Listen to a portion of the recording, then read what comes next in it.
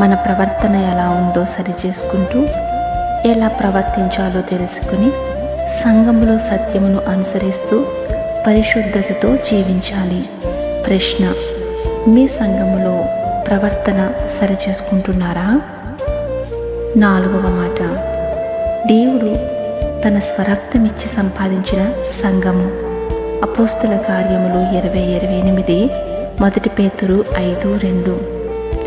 సంఘమును కాయుటకు పరిశుద్ధాత్ముడు ఎవరికి ఏ రీతిగా ఏ బాధ్యతను అప్పగించారో ఆ బాధ్యత యందు మిమ్మును మట్టికి మీరు జాగ్రత్తగా ఉండాలి.